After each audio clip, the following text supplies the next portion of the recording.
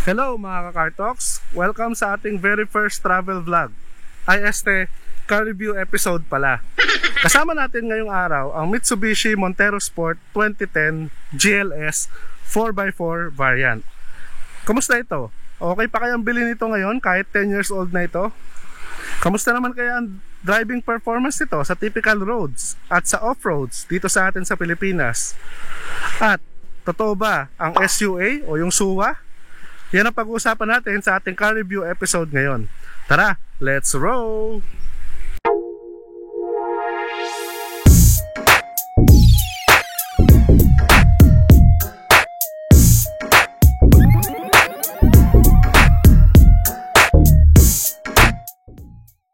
Bago ang lahat mga ka-Car Talks, ito muna yung specs ng Mitsubishi Montero Sport GLS 2020 model 4x4. Ang kanyang engine ay 2.5 liters DOHC 16-valve CRDI intercooler turbocharge. Ang kanyang max power naman ay 175 horsepower at 3,500 RPM. At ang kanyang max torque ay 395 Newton meters at 2,000 RPM. Ang kanyang transmission mga ka-Car Talks ay 5-speed manual. At ang kanyang drivetrain ay 4x4 or 4x2. Sa fuel consumption naman tayo. Sa city driving, makakakuha ka sa kanya ng 8 to 10 km per liter. At sa highway naman, mga 12 to 14 km per liter kapag ang takbo mo around 80 to 100 km per hour. Safety features. Meron siyang 4 airbags, ABS with EBD, 7 seatbelts at rear parking sensors.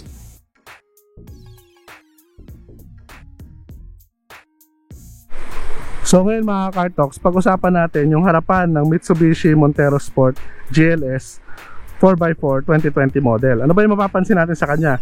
Unang mapapansin sa kanya, yung popular look niya ng mga Car Talks. Kasi itong Gen 2, isa ito sa pinaka-popular na model ng Mitsubishi Montero Sport. Talagang maraming bumili nito mga Car Talks. Kaya yung harapan niya, popular talaga yan sa mga kalsada natin. Marami ka talaga makikitang ganyan ngayon. So, dito sa harapan niya, mapapansin mo yung kanyang headlight mga Car Talks. Single housing lang siya. Pero separated, ano? Dito makikita mo yung halogen na na signal light. At ganoon din, meron din siyang projector housing na headlight na halogen din. Pero projector housing siya, kaya maganda yung buga niya. Hiwalay din sa kanyang mga Car Talks yung kanyang high beam, no? Kaya masisigurado mo maliwanag siya kapag kagabi, lalo na kapag nag-off-roading ka. Kaya kailangan mo yan. Yung kanyang grill, maganda rin, luxurious. At makikita mo talagang siya, punong-puno ng chrome, no? Chrome, pati yung kanyang badging sa gitna, chrome din. At sa baba ng kanyang grill, sa baba ng bumpers niya, may honeycomb style. At ganoon din, kahit 10 years old na itong kotse na to, o SUV na ito, meron siyang fog lamps na halogen. Kaya tsak na maganda yan sa gabi or kapag ka nag-off-roading ka. So ano pa yung mapapansin natin sa kanyang mga Car Talks? Yung kanyang antena. No, yan yung typical design ng mga panahon niya. Nasa gitna, sa harapan. Di kagaya ng mga bago ngayon, nasa likuran. So ngayon, pag-usapan naman natin yung ibang parts niya. Doon naman tayo sa gilid niya mga Car Talks. So ngayon mga ka-Car Talks, pag-usapan naman natin yung gilid ng Mitsubishi Montero Sport. Una nyo mapapansin sa kanya yung fender niya, no? Meron siyang fender flare na nagpapalapad ng kanyang looks, ano? Kaya bagay na bagay sa SUV. At meron din siya ditong cheek light, ano? At dito sa kanyang side mirror, chrome pa rin, chrome. Pero wala siyang repeaters mga ka-Car Talks, ano? At ganoon din yung kanyang door handle, bumagay naman dahil chrome pa rin. Sa baba niya, mayroong molding at mayroong stepboard. Yan ang maganda sa kanya mga Car Talks. Stock yan ha, kasama yan nung binili yung stepboard. So talagang tutulong kasi medyo mataas yung Mitsubishi Montero. Tutulong yun sa'yo para makakit ka sa kanya ng madali, no? Lalo na sa mga may edad, alam nyo na, o kaya sa mga bata, malaking tulong yan. Ngayon, dito naman tayo sa gulong niya mga Car Talks. Yung kanyang gulong, napalitan na to pati yung mags. Pero ang stock ng ganitong model ng Mitsubishi Montero Sport ay 265, 65, 17 na gulong, ano? Kaya sapat na sapat lang. Pero dahil nga mahilig mag-off-road yung may-ari nito, in-upgrade niya talaga yung kanyang mags at saka yung kanyang gulong para talagang swabing-swabe. Ang preno niya, sa harapan disc brake at sa likod drum brake. Kaya okay na okay pa rin, no, mga Kartok, sapat na sapat sa kanya. Kanyang windows, makikita mo, meron siyang ample na space o sapat na sapat yung kanyang windows para sa lahat ng row niya, mula first row hanggang third row. So yun lang ang mapapansin natin sa kanya, no, mga Kartok. Dito naman tayo sa likuran niya. So dito tayo ngayon, mga Kartok, sa likuran ng Mitsubishi Montero Sport 2010 model. So ano ba yung una nyo mapapansin sa kanya? Dito meron siyang rear washer sa windshield niya sa likod. Malaking tulong yan, mga Kartox, para kapag nag-off-road ka, nadumihan o kaya malakas ang ulan, madali mong malilinis yung rear windshield mo. At kasama din dyan yung third brake light niya na nakatago dito, pero kitang kita yan kapag pumreno ka, no, mga Kartox. At kasama din, kagaya ng iba pa mga na-review natin, meron siyang rear defoggers at rear windshield. So malaking tulong yan, mga Kartox, sa visibility, no, kapag ka nagda-drive ka ng maulan.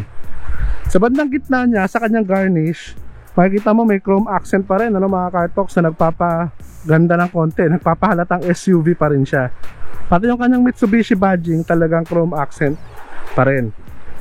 Pag-usapan naman natin yung taillight niya, mga Kartox. Yung taillight niya, mga Kartox, ay typical design ng Montero Sport na ganito, no? Kanyang brake light, dalawa, at saka tail light, mga Kartox. Tapos ito yung kanyang signal light. So magtatanong kayo, nasan yung reverse light niya, mga Kartox? Nandito sa baba. Pero kahit nasa baba yan, mga Kartox, huwag nyo mamalitin yan, maliwanag yan, malakas yung kanyang buga. Kaya kapag gabi, kitang kita mo pa rin. At meron siyang kasama dito sa kanyang rear bumper na dalawang sensor, no? Yan, isa, tsaka yun. Mga reverse sensor yan, parking sensor. Kasi since wala siyang reverse camera, mga Kartox, tong modelo na to ng Montero Sport, malaking tulong yung kanyang parking sensor kapag umaatras ka.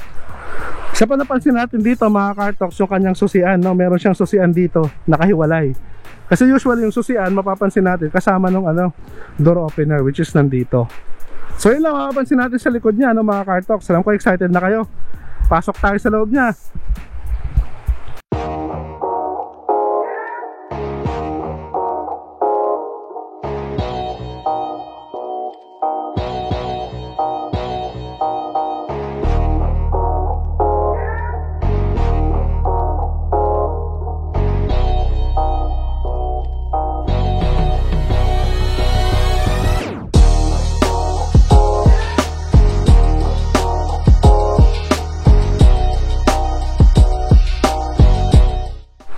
So bago tayo pumasok sa loob, mga Kartox, pag-usapan muna natin yung kanyang sidings, Yung kanyang sidings, mga Kartox, combination siya ng mga plastic at tela, no?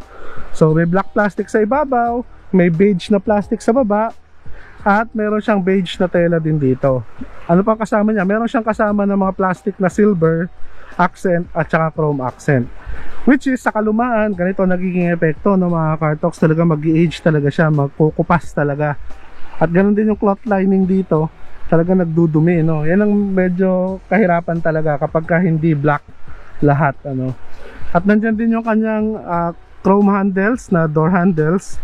At meron din siyang bottle holder dito at mga side pockets dito. Nandito rin yung kanyang front speaker at yung kanyang side speaker na tweeter, no? So 6 speaker system kasi itong Montero Sport, mga Kartox. So ngayon, pasok tayo sa loob. So mga Kartox, dito tayo sa loob ng Mitsubishi Montero Sport, Una nyo mapapansin sa kanya, mga Kartox, sa pagsakay mo sa kanya sa driver side, yung kanyang field of view, no? Bagaman mataas siya, hindi mo mararamdaman na sobrang taas ng pinasakyan mong SUV. Kaya napakadali mag-adjust sa kanya, mga Kartox, kung galing ka sa sedan o kaya galing ka sa iba pang mas maliliit na kotse, tas dadrivein mo to. Ano pa napansin natin sa kanya? Yung kanyang dashboard, mga Kartox, kahit plastic yan, pero gawa yan sa magandang klaseng plastic, Kasi given na 10-year-old na yung sasakyan, pero yung kanyang dashboard maganda pa, makintab pa rin. Siguro dahil lagi itong na nilinis mabuti nung may-ari, malaking tulong siguro yun. Pero maganda yung pagkakagawa ng kanyang dashboard. At magpapatuloy dyan yung mga silver accent sa kanyang aircon vents, at yung beige plastic niya rito sa kanyang glove compartment. Ano pa napansin natin sa kanya? Sa gitna niya, mga Kartox, meron siyang display, information display. Nakalagay dyan yung fuel consumption mo, yung range mo, at saka yung compass. Meron siyang compass. At meron ding maliit na mga ano rito, packets na pwede mong paglagyan. Sa bandang gitna, makikita mo yung kanyang aircon controls. Yan. Kanyang aircon controls, manual pa, no? 3 knobs. Which is okay lang, no? Acceptable pa sa mga ganitong 10-year-old model na sasakyan. Pero yung hindi masyado acceptable, lalo na sa mga SUV, yun yung kanyang head unit, mga Car-Talks. One din lang, although may Bluetooth ito, pero syempre, dahil gumagastos ka ng mahigit 1 million pesos sa pagbili nito noong mga panahon na yun, ina-expect mo na sana lahat ng variant 2 din na touchscreen at may at may Bluetooth, ano. So yun lang medyo disappointing sa kanya, pero the rest okay naman. Sa bandang baba, makikita mo dito, mga Car-Talks, meron na naman siyang pocket, ano, para sa mga iba pa malalagyan mo, at may mga switches siya dyan. Sa gitna, yung kanyang cambio, yung kanyang shifter, katabi nung kanyang shifter para sa 4-wheel drive, kasi nga 'di ba 4-wheel drive itong variant natin. So punta naman tayo dito sa gitna, no, sa kanyang panel gauge. Mapapansin mo sa kanya, mga Car-Talks, meron siyang isang malaking bilog sa gitna at dalawang semicircle. Yung semicircle sa kaliwa, ito yung kanyang tachometer. Yung kanyang gitna ay yung kanyang speedometer. At yung kanan, nagsishare yung yung fuel gauge at saka temperature gauge. At dyan mo rin makikita, mga Car-Talks, yung ilaw nung kanyang 4-wheel drive. Kapag nakailaw yung apat na apat na green, sabihin naka 4-wheel drive ka. Kapag nakatuka lang, yung dalawa lang ang iilaw. Sa baba, merong maliit na display para sa odometer at sa trip meter mo ng mga Car-Talks. Yung kanyang manibela, 3-spoke na may Mitsubishi badging sa gitna, na may silver accent, pero nag-fade na yung silver accent niya dahil plastic, namuti na siya, mga Car-Talks, yan. Pero yung feel ng manibela niya okay pa rin, no? Leather nga pala ito, mga Car-Talks, leather na may stitches, kaya okay, no? Tapos meron siya mga switches dito sa kaliwa.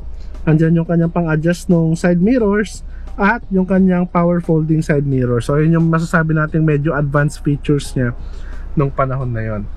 So yun lang masasabi natin dito, no, mga Car-Talks, sa first row niya. Doon naman tayo sa second row niya, mga Car-Talks. So mga Car-Talks, dito tayo ngayon sa second row ng Mitsubishi Montero Sport 2010 model. Una nyo mapapansin sa kanya, mga Car-Talks, kung kayo naghahanap sa mga SUV, di ba? Meron sanang aircon vents, no, sa mga taas o gilid, pero wala, no, kahit yan sa baba walang aircon vents. Aasa ka talaga doon sa aircon vents doon sa first row. Pero so far okay naman, mga Car-Talks. Malamig naman siya, umaabot naman dito, kaya komportable ka pa rin nasakyan ito, mga Car-Talks. Ngayon dito naman sa legroom niya, itong driving position na to ng driver seat, naka-adjust yan para sa isang 5'7" na tao kagaya ko. Pero pansin niyo yung legroom ko, mga Car-Talks, dito sa second row. Napakaluwag, ayan, luwag. Meron pa ako isang dangkal ng legroom at pwede ko pa isuksok yung binti ko doon, pwede ako mag-stretch, mga Car-Talks. Kaya komportable ka kung dito ka sa second row nakaupo. At talagang maraming space. Sa gilid, papansin nyo, yan, kasya siguro dito 3 medium size na adult o 2 malaking adult. At bagaman 10-year-old nito sa sakyan na ito, mga Car-Talks, huwag nyo mamalitin kasi meron siyang armrest sa gitna na merong cup holder. So social, kung nakaupo kayo rito, 2 kayo, komportable. So yun lang yung mapapansin natin dito sa second row ng mga Car-Talks. Punta naman tayo dun sa third row. So ngayon, mga Car-Talks, dito tayo sa third row seat ng Mitsubishi Montero Sport 2010 model. Ano una nyo mapapansin sa kanya, mga Car-Talks? Hindi natin ginalaw tong second row seat, yung kaninang space natin, ganun pa rin yun. Pero para sa akin, 5'7", meron pang sapat na space, malaki pa, ganyan pa. So maluwag to compared doon sa mga nauna nating na-review na SUV like yung Montero Sport 10 na 2017. Mas maluwag siya at mas komportable itong model na to, mga Car-Talks. Ano pa? Dito naman sa gilid niya meron siyang aircon vents, kasi hindi na maabot masyado rito yung sa first row. Kaya okay, komportable. At sa harapan niyan, merong cup holders, which is big brain move yan, mga Car-Talks, mula sa Mitsubishi, kasi kapag ka meron kang drinks at gusto mong palamigin, pwede dyan. Pero nasa right side lang lahat yan, ano mga Cartox. Dito sa left side, walang amenities, walang kahit ano. Pwede mong gawing armrest siguro itong part na to. Pero yun lang, ano mga Cartox.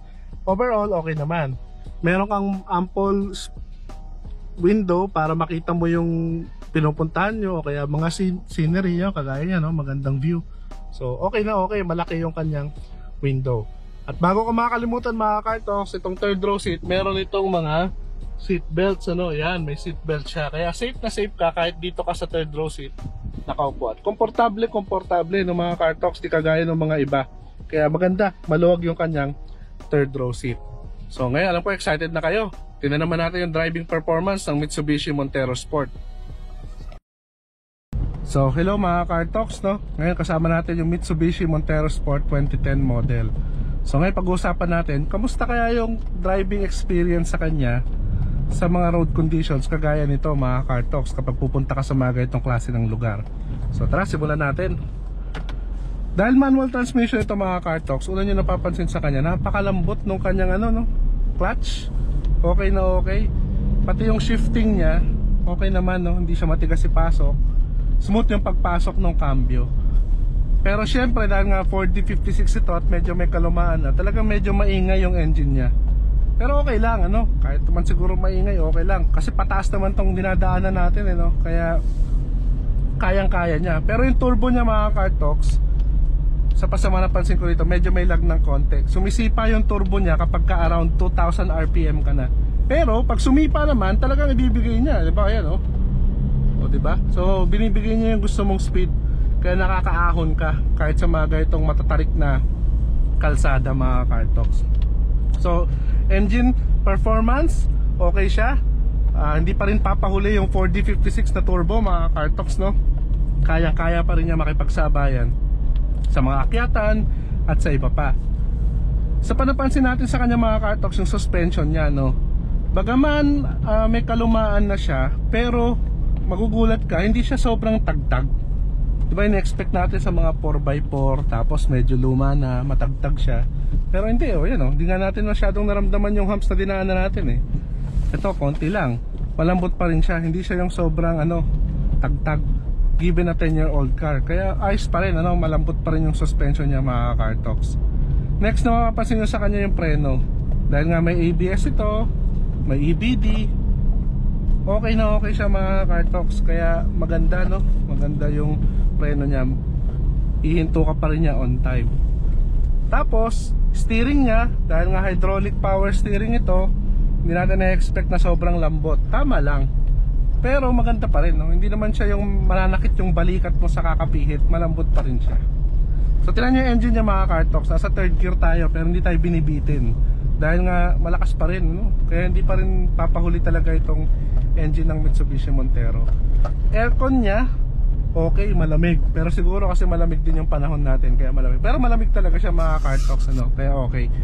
And then yung mga cornering niya, pagliliko, ayos lang, kahit medyo high speed ka, kayang-kaya niya, hindi ka mawawala ng control mga Cartox. Kaya ayos pa rin. Kita niyo yung preno kanina, no? Kumagat ng mabuti. So okay, no? Kaya hindi kayo papahiya ng preno niya mga Cartox.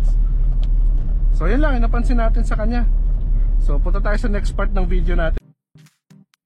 Bagong verdict natin sa kanya mga Cartox, pag-usapan muna natin. Bakit ko nasabing totoong suwa itong Mitsubishi Montero Sport na to mga Cartox?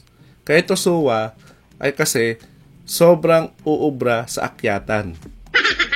At nakita natin yan kanina sa ating test drive, Kaya suwa talaga itong Montero Sport na to mga Cartox. Ginagawa mo! Pero kidding aside, pag-usapan muna natin sandali yung totoong suwa o yung tinatawag nilang sudden unintended acceleration. Lalo na sa mga ganitong modelo ng Montero Sport. Totoo kaya ito? Siyempre talagang kapag napanood mo yung mga videos ng Montero na bumabangga sa mga establishments, nangaararo ng mga sasakyan o mga tao, talagang mababahala ka, kakabahan ka ngayon, di ba mga Cartox? Lalo na kung ilang beses ding nangyari yung mga yon.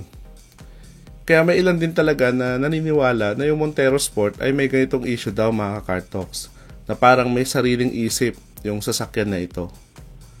Pero noong year 2015 mga Cartox, ito yung talagang peak season ng suwa issue ng Montero Sport. Pero alam nyo ba na nag-conduct din ng separate testing ang DTI o yung Department of Trade and Industry para makita kung totoo nga itong mga complaints na ito sa Montero Sport. And aside from that, ang Mitsubishi Motors mismo kumuha ng services ng Hori Bamira, isang automotive engineering and development consultancy company na based sa United Kingdom para i-check o silipin kung talagang totoo yung suwa sa mga Montero Sport models. Pero parehong negative ang result ng testing na ginawa ng mga ito. So later on, talagang wala ring nangyari sa mga complaints ng mga na-involved sa accident because of alleged suwa. After almost 1 year ng investigation noong 2016, naglabas ng official 111-page report ang Mitsubishi Motors about the suwa issue na ito. At ito yung mga naisip nilang possible na nangyari sa mga alleged incident ng suwa. So, pag-usapan natin yung tatlong naisip daw nila na possible cause. Una, sinabi nila na one possible cause ay yung pagkakamali ng driver sa tinatapakang pedal.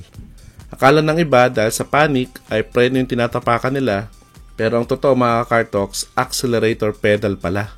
Kaya instead na magpreno, lalong bumibilis at nagwawala yung Montero Sport. Ang ikalawang reason na naisip nila ay itong reason na to ay super duper extremely low possibility na nagkaroon ng temporary malfunction both engine control at yung vehicle braking system, which is dapat makikita kapag ka-diagnose yung engine at saka yung braking system o yung mismong sasakyan kung talaga nangyari yun. Pero wala silang nakitang ganong record. At itong mga ito ay dalawang independent system at almost next to impossible na mag-fail ito ng sabay. Yung number 3 naman na nakita nilang cause ay super low possibility din. Dahil baka daw merong potential cause for undemanded acceleration o yung kusang pag-abante ng sasakyan, pero hindi ito dapat makaka-apekto sa braking system kung meron man. So kung mangyari man ito, basta tapakan mo yung preno at ilagay sa neutral yung automatic shifter, dapat hihinto pa rin yung sasakyan mga ka-Car-Talks. So base dyan sa mga sinabing possible cause ng alleged suwa sa Montero, I think in my opinion mga ka-Car-Talks at based na rin sa mga nakakwentuhan kong Montero Sport owner, yung number 1 na cause ang pinaka-possible. Driver error, na akala niya brake pedal yung tinatapakan niya pero accelerator pedal pala. At mostly nangyayari daw ito sa mga automatic transmission na driver. At based sa pag-observe mga ka-Car-Talks, isa rin napansin ko sa mga automatic transmission variant ng ganitong Montero Sport, yung pagkakadesign niya, medyo magkalapit talaga yung preno at accelerator pedal. Kaya kung medyo baguhan ka sa pagdadrive, medyo prone talaga na mahagip ng paa mo yung accelerator pedal when pressing the brake pedal. So yun lang mga ka-Car-Talks, no? Yung masasabi natin about sa suwa issue. So lately naman, wala nang lumalabas sa mga ganitong issues ngayon sa Montero Sport. Kaya punta na tayo sa last part ng ating video mga ka-Car-Talks. Kaya ngayon, nakita natin na talagang suwa itong Montero Sport mga ka-Car-Talks, ano? Sobrang uubra sa akyatan. At talagang nakita rin natin na napaka-reliable ng engine at overall nitong SUV na ito. So kung ikaw ay naghahanap ng second-hand SUV, okay pa kayang bilhin ang Montero Sport 2010 GLS 4x4? Well mga ka-Car-Talks, kung ang hanap mo ay 4x4 na SUV na hindi naman super bilis pero maasahan at subok na yung engine, okay naman, di ka naman super pihikan sa mga features at okay na sa iyo yung SUV na dadalhin ka from point A to point B, off-road man o hindi. O kaya naman ay gusto mo ng SUV na madali ang maintenance at maraming pyesa na mabibili. Kung isa ka sa mga ganyan mga ka-Car-Talks, masasabi kong para sa iyo ang Montero Sport GLS 2010 4x4. So yun lang mga ka-Car-Talks, ano? Sana marami kayo ulit natutunan sa video natin ngayon. Kung nagustuhan mo ang video na ito, please hit that like button. At kung hindi ka pa nakasubscribe, click mo na rin yung subscribe button at isama mo na rin yung notification bell para palagi kang updated sa ating mga bagong videos. So till our next videos mga ka-Car-Talks, always remember, ride safe and enjoy!